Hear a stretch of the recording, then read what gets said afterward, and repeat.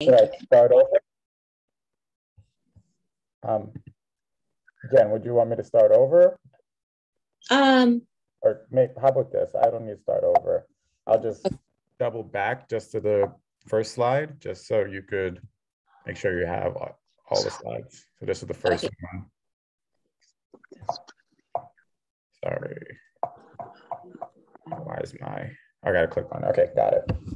So here's the problem that was seen not only in the city of Los Angeles, and I think Los Angeles the issue is a bit more pronounced than in other cities, but this same problem exists throughout, and that is just general financial exclusion and economic insecurity.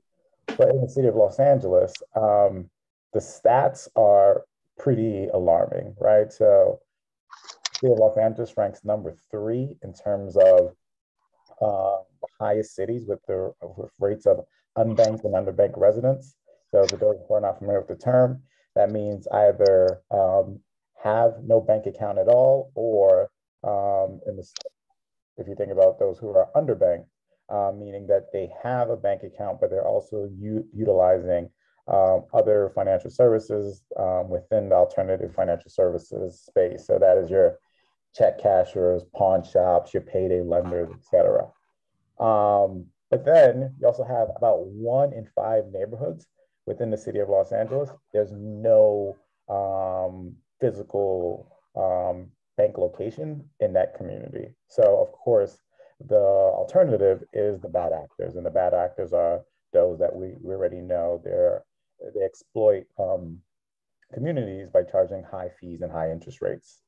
And when COVID hit, when people were supposed to be quarantining in their homes, those who unfortunately were not banked and they had to go service their utility payments and going into, let's say, a check casher to make a payment to DWP. DWP was reporting that almost $1 million a day was being collected in cash for the servicing of power and utility bills, right? So that's about 10,000 people per day who were unnecessarily putting themselves at risk simply because they were not banked and they did not have access to digital financial tools to be able to make their payments electronically. And with that, Mayor Garcetti really wanted to equip all Angelenos, regardless of income, gender, race, creed, you name it, access to the digital mainstream. And with that, he put out an order calling for contactless government. Not only contactless government in terms of making LA government more digital and ensuring that all government agencies had a digital presence, but also making sure that all Angelenos had access to a high quality, accessible, affordable banking product that was comparable to what you would find or what we all have in either our purse or our wallets, but branded, let's say, Wells Fargo, Citi, Chase. He wanted to make sure that a similar high quality product would be made available to all Angelenos. And with that, the Angeleno Connect program was born. And the Angeleno Connect program or platform is a partnership between Mobility Capital Finance or MoCaFi and the mayor's office to bring about a digital mobile banking platform to all Angelenos, ensuring that we could bring about a sustainable way to help narrow or bring about economic, cultural, and social renaissance, if you will, that primarily benefits those who are ordinarily excluded from our everyday economy.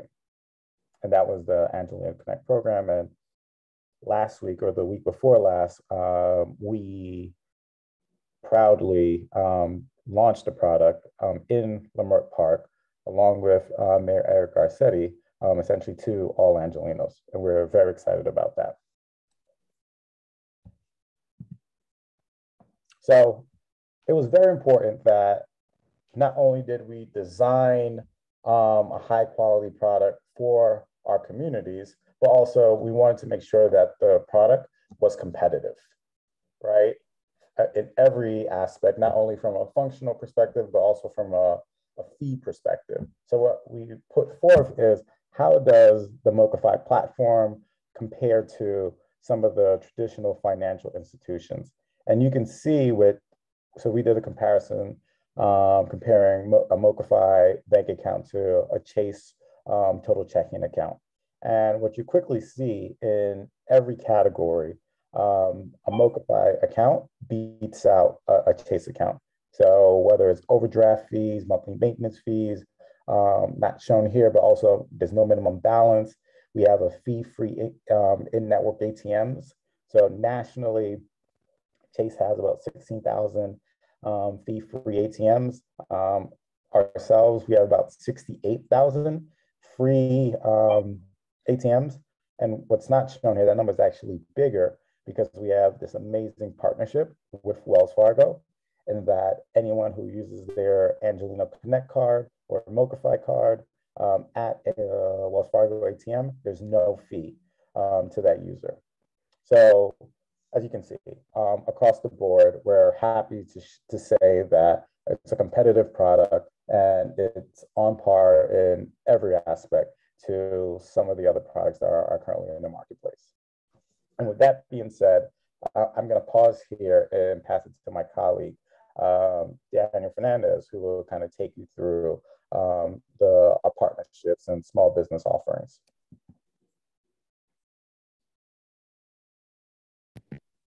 Thanks, Stanley.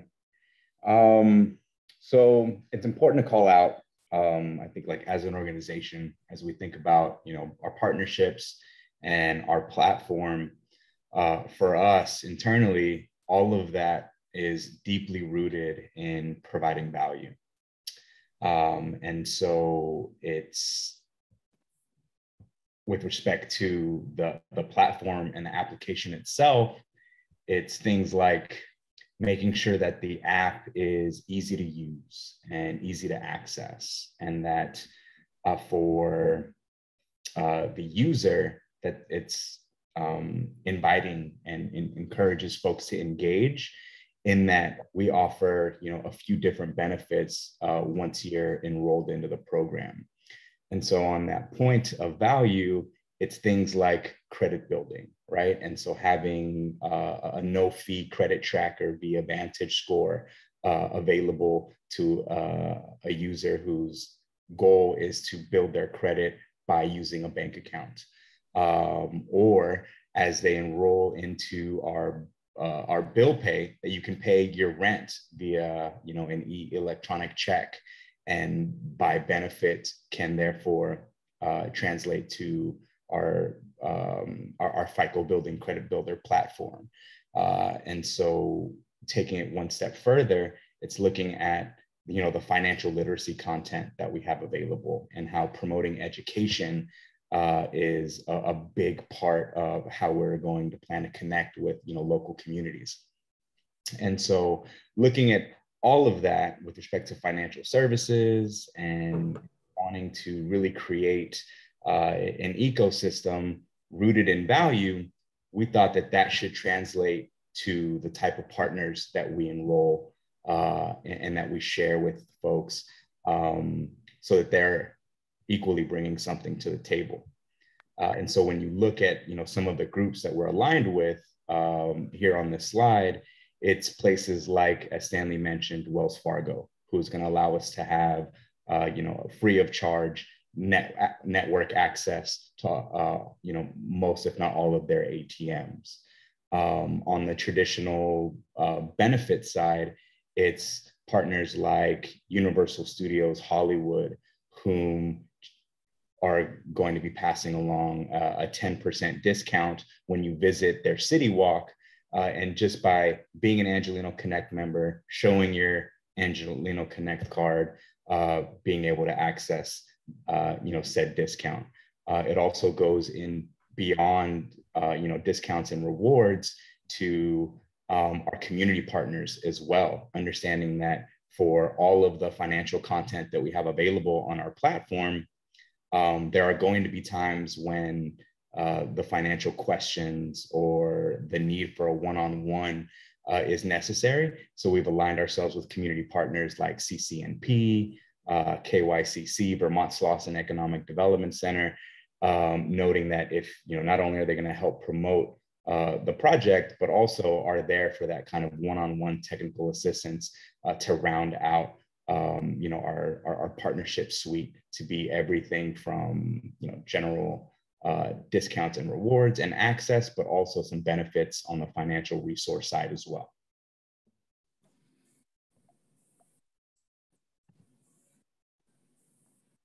And all of that dovetails really nicely into the way that we think about, small business. Up to this point, and for the things that we're going to be sharing are focused, around consumer banking and what that looks like for an end user in Los Angeles.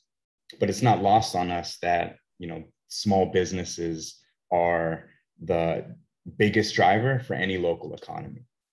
And in addition to our Angelino Connect consumer platform, we're currently developing a small business option that's slated to launch early next year. That will have, everything that our consumer platform has, but with a more intentional focus on small business with respect to, credit building and working as, a bridge to provide access to things like local lending partners and local grants and assistance and business planning, things of that nature. But again, that's not until early, but we didn't want to wait until then to be a part of the local business community. And so we're actually in the early stages of a pilot in South Los Angeles to help digitalize small businesses, both brick and mortar and mobile, to take advantage of things like, small business payments and the opportunity to build out a website, or in some cases, redesign a website, have a social media presence for a build out of their pages on Facebook and Instagram, Google AdWords for online marketing and advertising, but also on the digital payment side, working with partners like Square to provide the actual hardware and the software to be an acceptor of digital payments. And so working with businesses to kind of coach them along that process and onboard them to really get them ready to transition to, not necessarily a cashless economy, but I think we've all noticed over the last year and a half that there are places that are moving away from cash, and the ability to close that sale or make that deal via a digital platform does benefit, and we're happy to be a bridge to that as well. Lastly, our entry point to working with small business is our version of a shop local program that we're calling Represent, which essentially allows any Angelino Connect member to frequent the small businesses that are a part of our ecosystem to receive up to 3% cash back for going to that establishment. So it might look like within our app, we have a community events portion that highlights small businesses and events in and around Los Angeles. And you might see a Soul Folks or a Hot and Cool listed there as part of a Represent program. And if that was a place you were going to frequent this weekend, or at any point, you by way of supporting Angelino Connect and wanting to be a supporter of social impact, would receive a cashback incentive for going to places in and around Los Angeles. And it's our goal to enroll as many of those local hotspots and businesses that are kind of championing this effort to help get the word out. So in addition to the cashback incentive on the business side, as a business owner, there's an opportunity to have Mochafine and Angelino Connect promote your business to drive foot traffic and increase spend.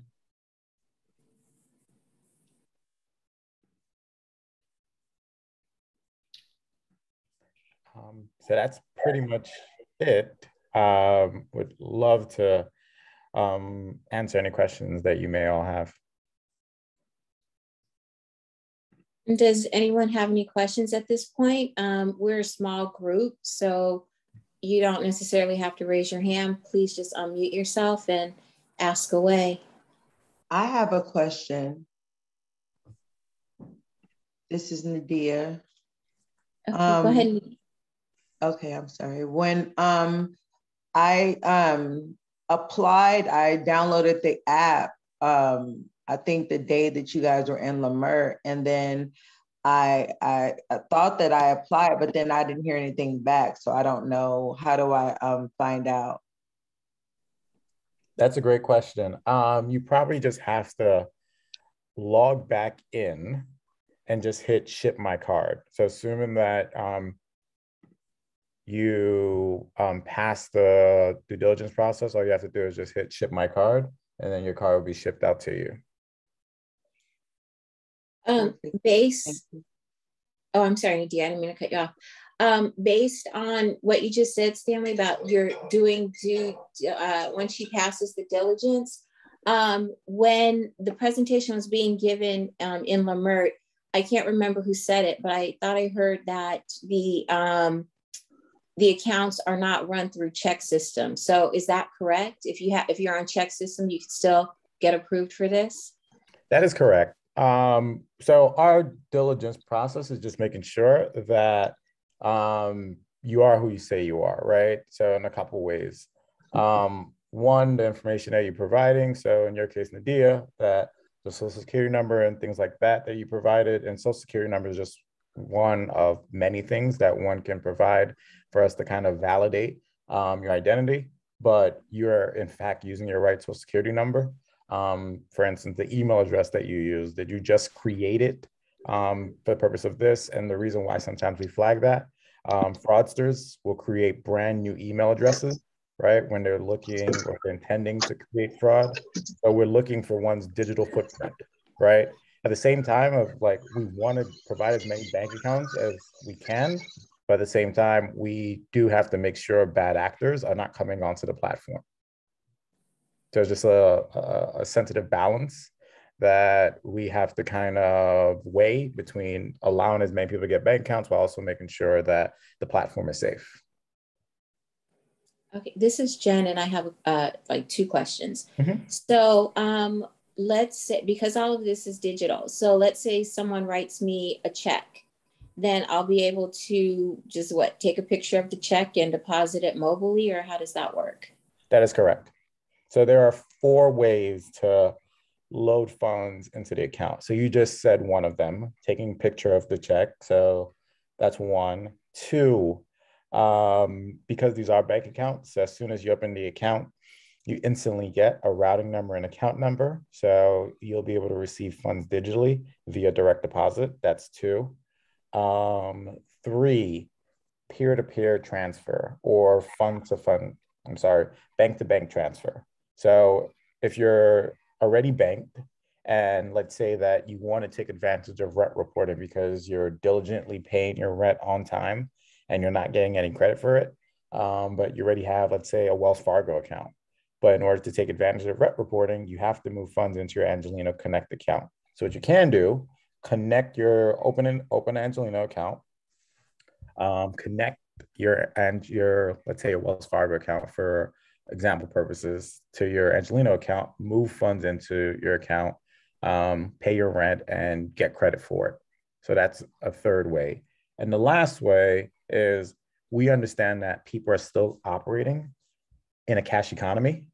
And in order to ensure that the product remains affordable and quite frankly remains free, we have to, so in order to ensure that the product remains affordable versus our competitors who can't do that because they have a large overhead, because they have so many locations, what we have done is essentially built a a branchless network in which if you go to any CVS, Target, Walgreens, and many other stores, you can walk in with cash and instantly deposit funds into your account for no fee, and those funds are available instantly. So those are the 4 ways that one can get funds into their account. Okay, thank you. So it's kind of like loading your PayPal card or your Chime card, but instead of paying $4 or $5, you can load it for free. Correct. Okay, got it. And then I have a question about the rewards. So let's say we have a person who sells jewelry, Onyx. So let's say Onyx has a Square app, and she can do invoices and take payments and stuff like that for her products through Square. So if I have an Angelino card and I go to her vendor booth and I buy some earrings from her and pay with my Angelino card, then I'm going to get 3% cash back? In theory, yes.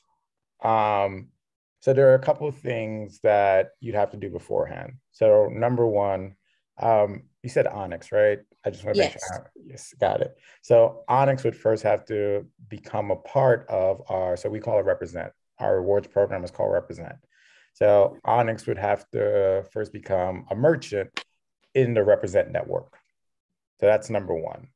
So if Onyx is a Represent small business or Represent merchant, if myself, Stanley, goes and shops at Onyx's business and uses my Angelino Connect account, I qualify for up to 3% cash back. And the reason why it's up to 3% is in order to qualify for the 3%, you have to also be doing a direct deposit on the platform, right? But if you don't do direct deposit, you get up to, I think it's 1.5%. Okay. Okay. Thank you for that. Do any vendors have any questions? Or let me ask you this, how do you enroll in the Represent program? So I'll pass it to Daniel, and Daniel can tell you all about that. Thanks, Stanley. If there was any small business that was interested in getting enrolled into our Represent program, you could just reach out to me directly. The enrollment process is intended to be very streamlined and easy. Essentially, we ask you for a couple things around your business, your logo, and like social media handles and whatnot. And you'll get a brief welcome kit. And then from there, it's really our responsibility to highlight your business and share that with our users. Alongside that, if you were the type of business that was only available in certain places, or you were a pop-up, or you had a special event coming up, you could pass that information along as well. And we could work that into our community newsletter and engagements as well. Mm-hmm. And just for everyone's benefit, I've also included Daniel's email address in the chat, just in case you didn't catch it in the presentation. Okay, thank you for and that. Also, no problem. In addition to just other places in which your business would potentially get highlighted is within the app. So those who have downloaded the app, or those who will download the app, you'll see that we have a media feed page. And on that media feed page, it's intended for a couple of uses, right? But for the purpose of this discussion, it's primarily to highlight some of our small business partners, right? It's highlight small business partners. Also, it's a way for the city of Los Angeles to communicate directly with its residents, among other things, as well as for us to be able to provide financial literacy content directly to users of the platform. So it has multiple uses. But over time, right, just begin to imagine how powerful this can be, right? So over time, if you get hundreds of thousands of users who are utilizing the platform, that is potentially hundreds of thousands of users who will be able to kind of interact with your business, know that your business exists, and know that you're part of the Represent network. And by virtue of that, they could come transact at your business, hopefully growing your business, allowing you to grow, expand, scale, et cetera. With the Represent network, to find out what businesses are already enrolled, is there like a website we could go to, or do you have to have the Angelino card to access that information? So let me ask the question. Are you speaking from the perspective of an Angelino Connect user or the perspective of a small business owner? As a user. So like I'm waiting for my card to come in the mail, but I'm impatient. So I want to know, where can I go spend my money as soon as I get my card in the mail? How do I find out what businesses are already enrolled? So it should be right in the app. So if you're logged in right into the app, you should be able to see that. However, because we just launched and we're still growing out the network, I don't believe that we've built or it's accessible yet. So right now, quite frankly, it's only, Daniel, help me out. I think it's only Hot and Cool. Cool, Soul Folks, Sip and Sonder is on the list, as well as Milpa Grill. Yeah. Yeah.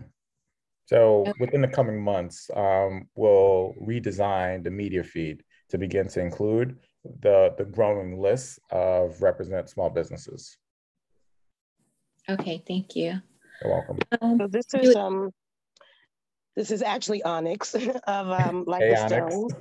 And I think I heard you say in the beginning that there was some national aspirations. Yeah. Tell me more about that. Yeah. So in my portfolio, if you will, I oversee LA, New Orleans, Birmingham, St. Louis, and probably +3. It's not coming to mind, but that kind of gives you a sense of what we're creating here in Los Angeles, how this model could be deployed in other cities. I see. And you're based in New York now or LA? So no, I'm in your beautiful city right now. You can see the Dodgers hat. Nice, nice. I'm fronting just a little. No, but I live in New York City though. Okay, okay. But Daniel, he's on the ground right here in LA. Uh-huh. And this is where you're choosing to launch this? Yeah, so LA was the first major city that we're launching this in. We decided to go really big. Nice. Thank you. You're welcome. Do you have any other questions? This is Imani.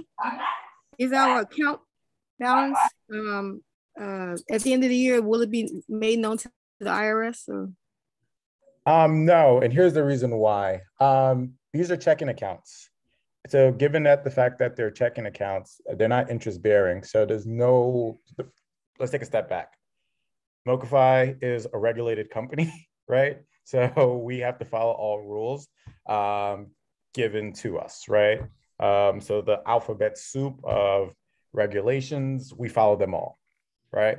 But given that these are not interest-bearing accounts, you're not generating any income from them, we have no obligation to report anything to the IRS.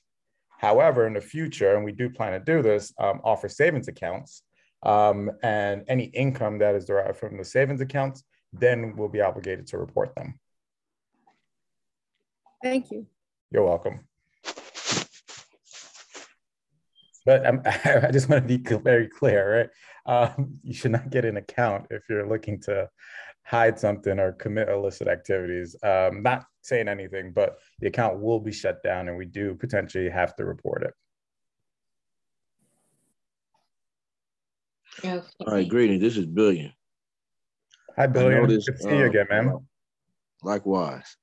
I noticed when the presentation was made in Africa Town that Garcetti was there, Ridley Thomas was there. So I haven't been able to hear everything that was shared in the meeting tonight because I'm double having another meeting simultaneously. But is there going to be something to where the city will have access to information concerning people's accounts, or are there measures put in place to not allow that to happen? What exactly, other than the card itself, is involved in the partnership? That is an amazing question. And let me be emphatically clear. The city of Los Angeles has does not have access to no one's data. All that data sits with Mokify. And the only reason why we would ever give up data is if we're hit with a subpoena. Outside of that, we will not share data with whether it's city, government, third party. We won't sell your data, nothing. But however, what we would do is we could potentially aggregate the data, right? So to say that if the city was looking to make an investment and looking to say how in the aggregate are people spending, and let's say in Leimert Park, that is something that we would share with the city, but it never would be I'm sharing or Mokify is sharing billions transactions that took place on September 20th. That would never happen. Is that clear, everyone? Yep. Yeah, so we are responsible for the data, not the city. So Mokify is responsible for the data, the customer service, legal, compliance, you name it. That's all us. So then this is a question about, I guess, fintech companies like Mokify, because we had another company come through a few months back. They were based out of Oakland and they were talking the same thing. So my question is this, what's the difference between a fintech company and a bank?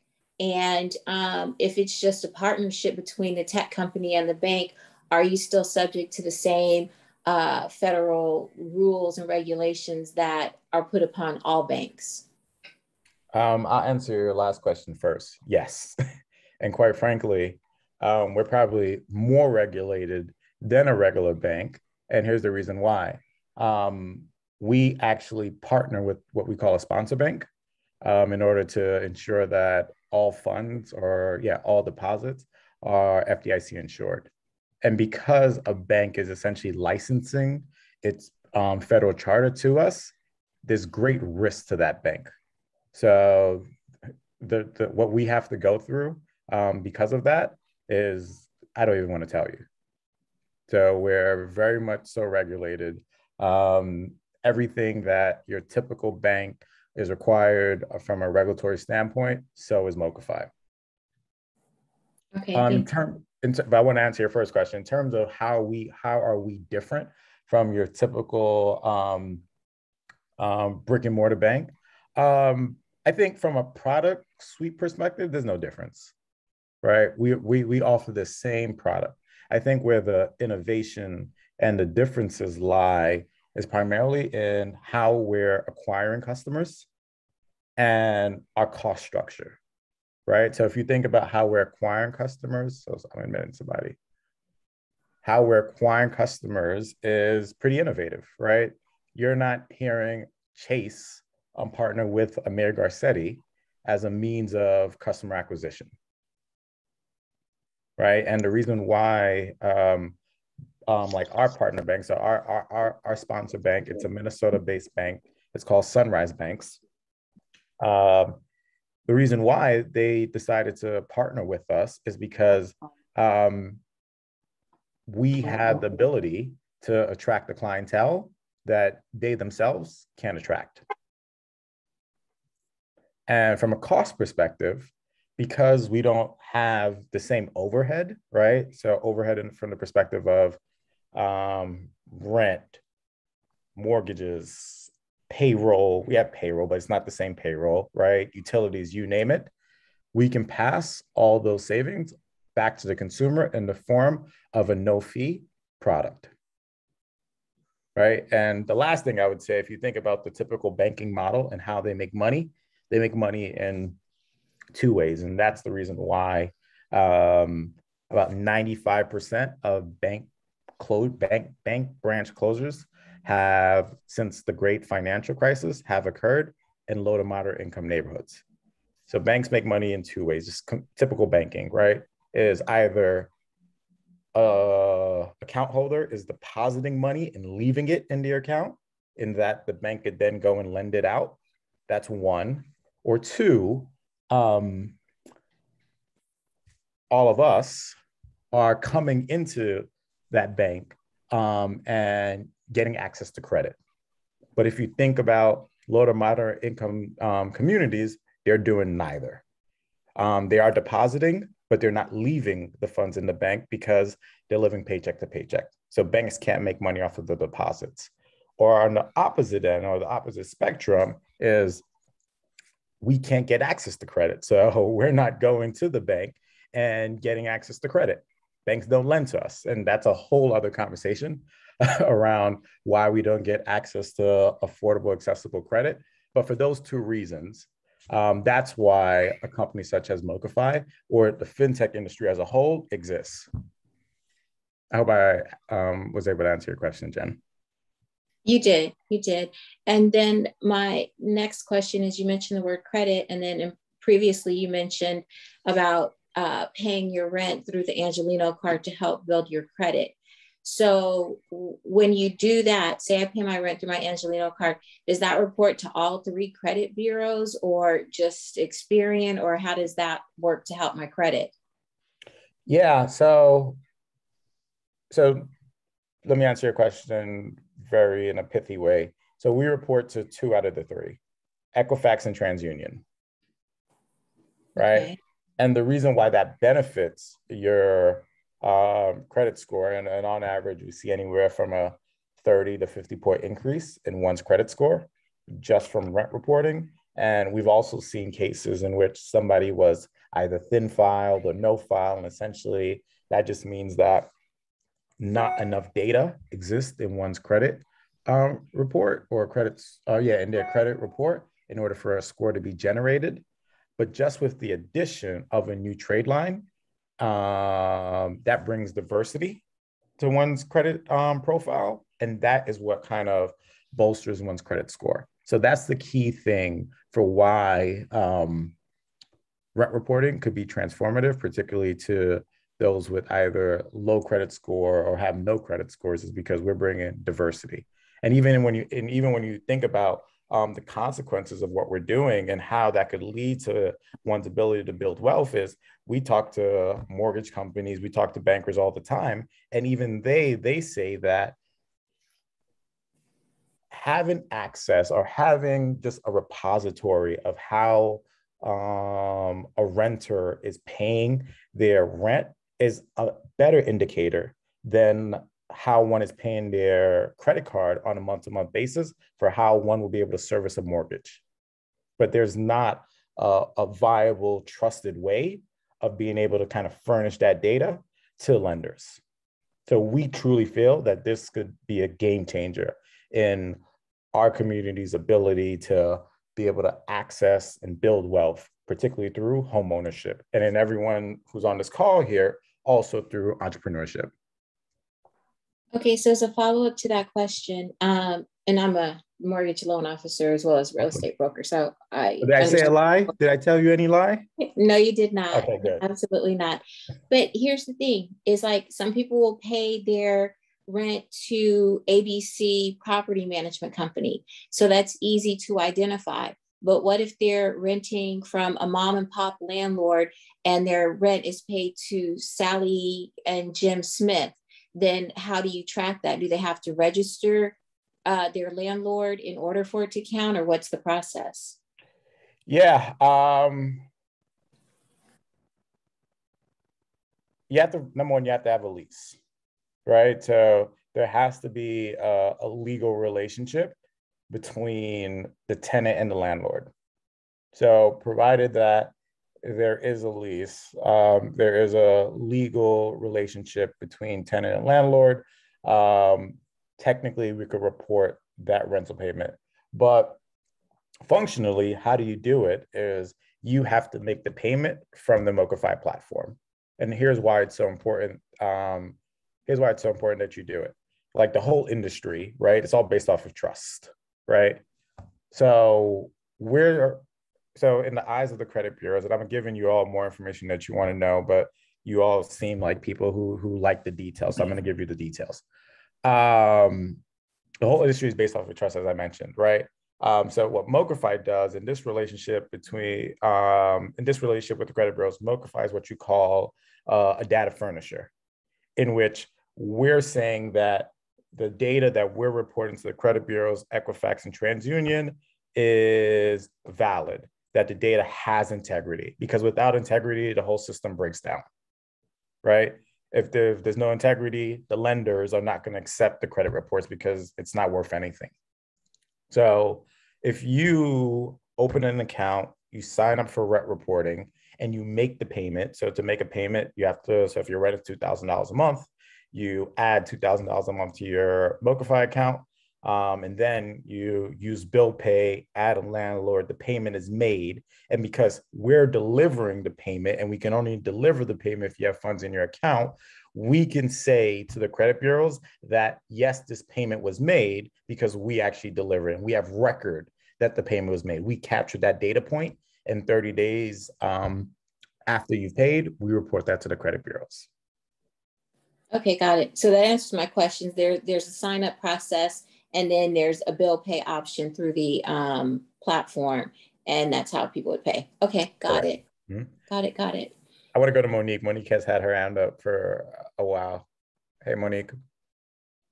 Hey, good evening. I think you kind of roundabout answered it, because there's always that conversation about banks not lending to African Americans, but yet sometimes we can go in there and get like car loans, a credit card of 10,000 or more. What's the difference between the two, if you can kind of clarify that? Is your question, was the difference in the different forms of credit or credit services? Because is both giving credit, right? But if you saying, if I go in there as a small business owner or just want a personal loan, and I sit down with a personal banker, and then 9 times out of 10, if we reject it, but then if I go through applying for a credit card of maybe X amount of dollars, maybe 10,000 and up, and then if I'm granted that credit card, what's the difference in the paperwork? Is there, I don't, because either way it go, we still have to pay it back. It's still a promissory note that you still have to sign at the end of the day. I think the biggest issue, right? I think one has more risk, right? Like a credit card, there's a lot less risk in terms of likelihood of default on a credit card, in which, let's say it's $5,000 versus a bank giving you $200,000 to $300,000 for a home loan. So the level of underwriting and scrutiny that comes with a home loan is a lot greater than for whether it's a personal loan, an auto loan, et cetera. Mm-hmm. But they'll pile us up with a bunch of credit loan, and then before you know it, we ain't in debt. Agreed. Dan, do you want to chime in? Yeah, I also just think philosophically, right, as far as like why we exist and the process that we have for all of our transactions. I mean, our purpose more or less is to help incubate our members to be able to participate in this credit economy, right? And so where perhaps a traditional financial institution makes more assumptions about your credit worthiness or your needs and your wants, we're being really, really intentional and having listening sessions and these types of meetings to really find out what matters to our community and how we want to do business, how we want to transact. What do we really want from a bank? It's more or less how we came up with the rent payments, right? It's like, maybe I'm not going to pay everything online, but I'd pay my rent online, right? And if I can open an account that is essentially going to be built towards helping me to promote a healthy credit score and be a connector, if you will, to the types of lenders that are going to have an appetite for my type of business, for my type of a transaction history, that would be the biggest outlining factor of how we're different. I think it's why we exist is a little bit different than other institutions.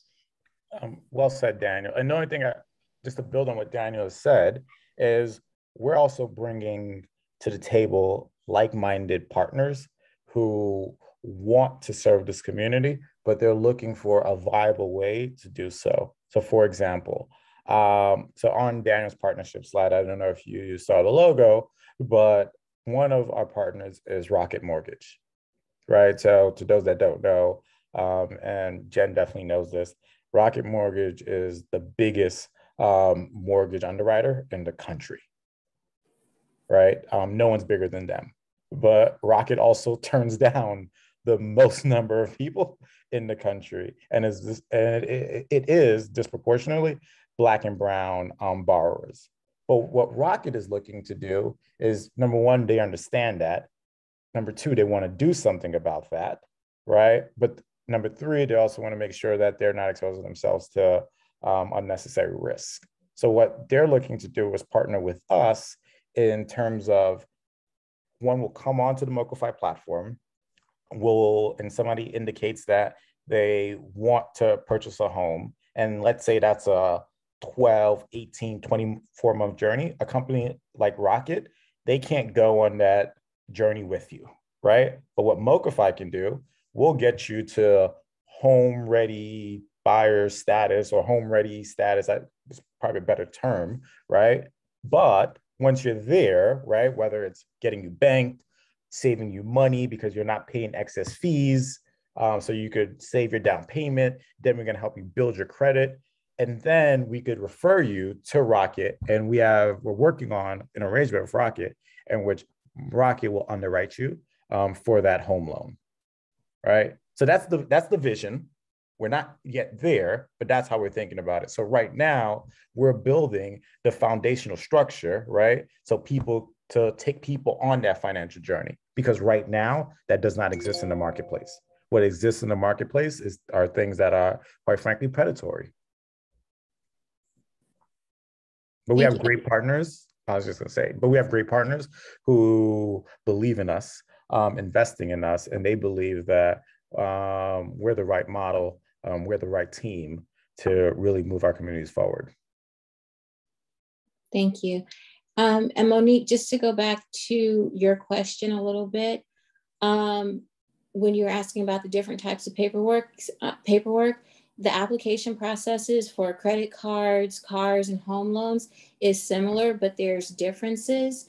When you're getting underwritten for a mortgage, there's what we call like a 24-month look back window. And during that 24 months, they want to see how you've used your credit. They usually want you to have at least 3 trade lines. They want to see how you've paid those trade lines, and they want to know that you've paid your rent on time for the past 24 months. Whereas when you're looking for a credit card, they don't dive that deep into the information that you're giving them. You fill out the credit card application. They don't ask you for W-2s and paycheck stubs and things like that. Centering on the conversation around home ownership, one of our vendors, Trisanda, is a real estate agent. Brenda, besides designing fashion, she writes loans. So if there are enough people, enough vendors who are interested, then what we can do through the Vendors Association is to have some home buyer counseling sessions, or even just print out a roadmap of what you need. Because right now there's a lot of down payment assistance money for first-time buyers, especially in the city of LA. They have 2 programs, the low income purchase assistance and the moderate income purchase assistance. One loan, they give you up to $90,000 towards your down payment. The other one, they give you, I believe it's like 60 or 66. But with that being said, that's the more reason I wanted to be able to have the conversation about dealing in a way other than cash, because, vendors are primarily cash-based businesses. When I was doing loans at the bank, oftentimes we could not use a portion of a home buyer's income because it was cash. They called it mattress money. So for instance, I had a family where the husband had a mobile car washing detail service, and he made a lot of money, but he got paid cash, and he didn't always put all of the cash, in the bank where it could be accounted for. So we couldn't use all of that income, and it reduced the amount of the purchase price that they were eligible for. So going through the bank is kind of like a double-edged sword, so to speak.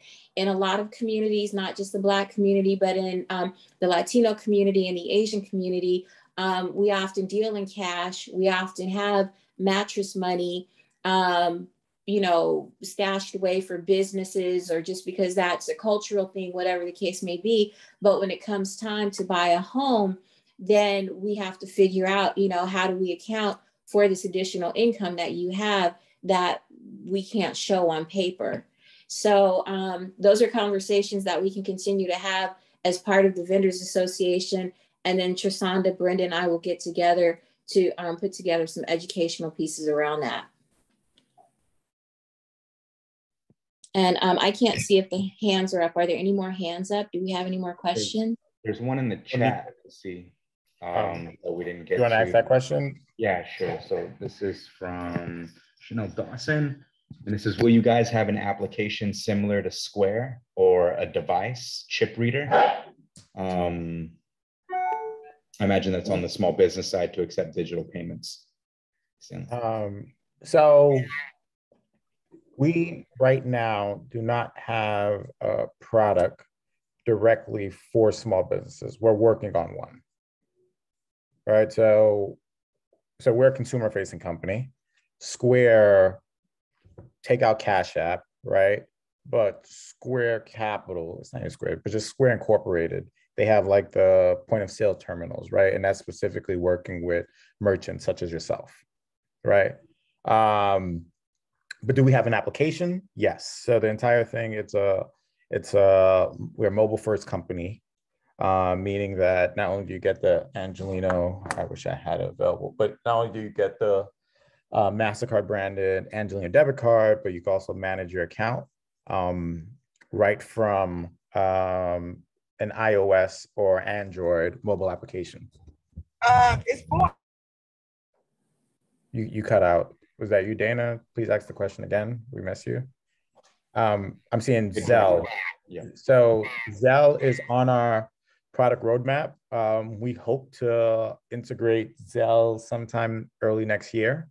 But a lot of people have been asking for it. And quite frankly, even when we think about rent reporting, it would actually make the process a lot smoother and simpler once the Zelle integration happens. And actually, when we speak to Zelle, the second use case for Zelle outside of just transferring money to friends is actually renters paying landlords rent.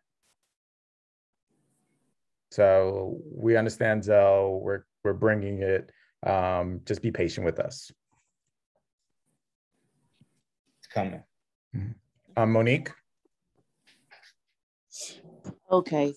All right. So y'all, you say that you guys do deal with the mortgage loans. Monique, I'm sorry, I can't hear you. Oh, you say you deal with the mortgage loans for first-time home buyers. No, not yet. I was explaining to you the vision for where we hope to be of how the product will evolve, right? Oh, but you have to start having the conversations from now.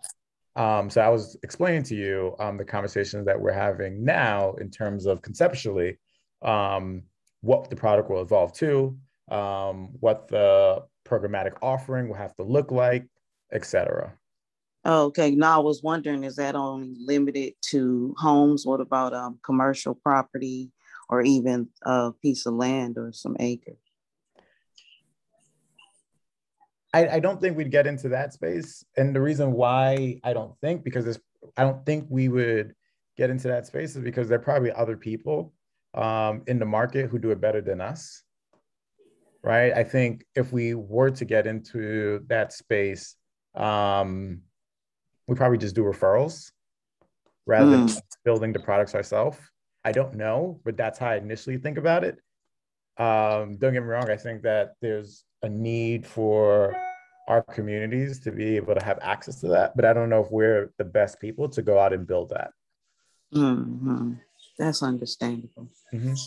I mean, as you all know, right? As anyone starting a business, sometimes you have to be very specific on the problem that you're looking to solve or the customer that you're looking to target.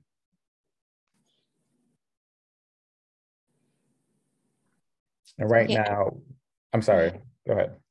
I'm sorry. I have a question because if Daniel, could you please show the slide with what the card looks like and the apps?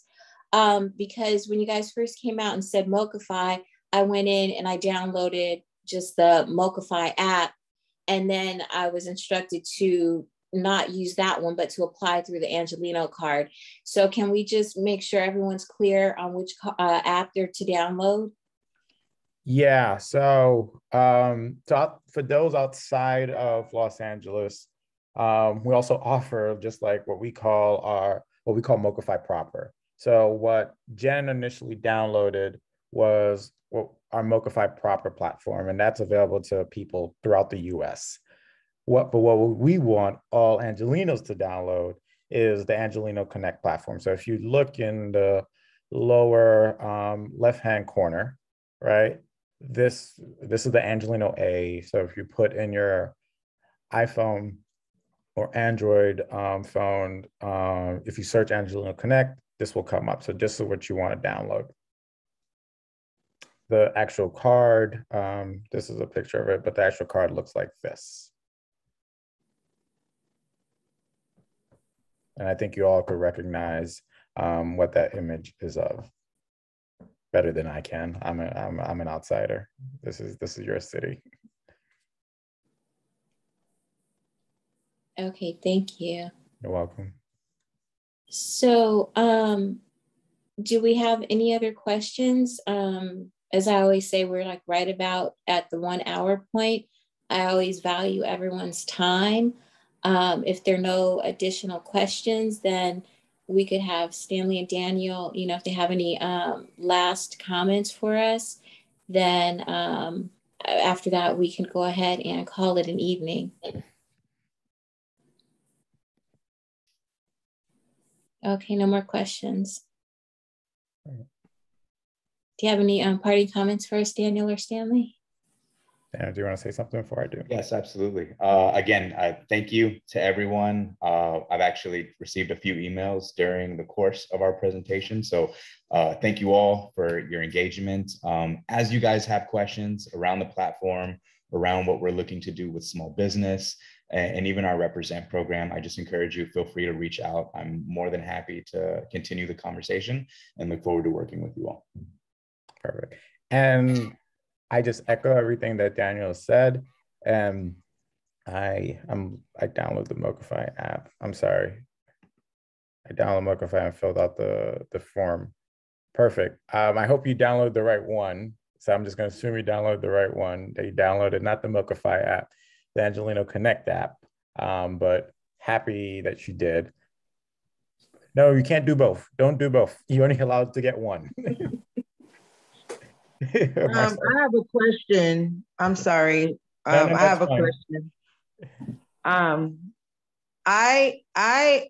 think that I applied for the wrong one because I just realized when you said Angelino Connect, I didn't even download that app. So it's not a problem. We'll just have to close the account that you downloaded. So if you email Daniel will get you connected to one of our colleagues who could walk you through closing the account that you created so you could sign up for the Angelino Connect account. But it didn't even tell me that I got the account. It just said that we'll be in contact or something to that effect. Yeah, but because once again, there's like a diligence process that's happening, right? But ultimately, assuming that the account does get opened, that's going to prevent you from being able to open an Angelino Connect account. So once you go through that process, it's open. Yeah, it was Mocafy. I download the Mocafy app. Mm-hmm. No, it happens, and we could solve it, right? So I should send him an email, and then he'll reach out or whatever. Yeah, so Daniel will connect you to our colleague who will be able to kind of walk you through closing your Mocafy proper account in order for you to open up an Angelino Connect account. And Jen could attest to it because she went through it and we got it all sorted out. Gotcha. Yep. Okay, will do. Thank you so much. Of course. What's up, Marcel? Hi, good night. Good night. Okay, so I was the one that said I downloaded both. So I actually downloaded the Mochify. I did the process and it said I was approved. So it said it would be in the mail, I guess what, 5 to 7 business days. So I guess I'll be also going through the process of Getting your account closed closing out. that one and then this one over. So I should wait until that happens before I apply for the second one then, the Angelino one? Yeah, because you'll be Or the, denied. yes, If you don't wait, you'll be okay, denied the Angelino Connect one because one person can't have more than one. Because once again, you only have one social security number, right? So that number is right. already registered in our system with the original account you open. So similarly, email Daniel. Daniel will get you in touch with our colleague who's responsible for just that, and he'll walk you through closing your account and then letting you know when you could apply for Angelino Connect account. Daniel, Okay, and then Daniel, Daniel's can you put email your, is in the chat room. yeah, it is. yeah, Daniel, put your email just to bring it to the top of, well, to the bottom of the chat. Put it in again. Thank you. Hey, Thank Dawson, you. or I'm sorry, Janelle. Hey, so if we're a small business owner, we should apply with the small businesses social or EIN number versus ours or our personal one? You have to do your personal. Right now, we don't offer a small business account. Okay, so the reward program is just as we sign up as ourselves, but use it for our small business. No. So you yourself can apply for a Angelino Connect account, right? And that would just be your personal account. What Daniel was referring to as it relates to the rewards program, that's a rewards program for users. But you as a merchant or a small business, you could become a part of that network. So on the merchant side, you can drive traffic to your business because you're offering an incentive, right? And if you decided to use your Angelino Connect account at your small business, you would qualify for a cashback program.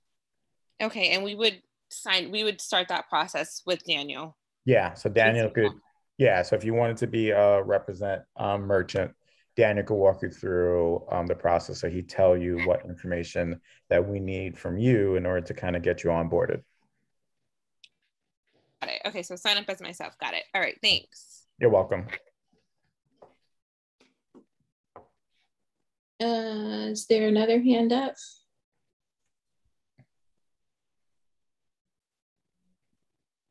Okay.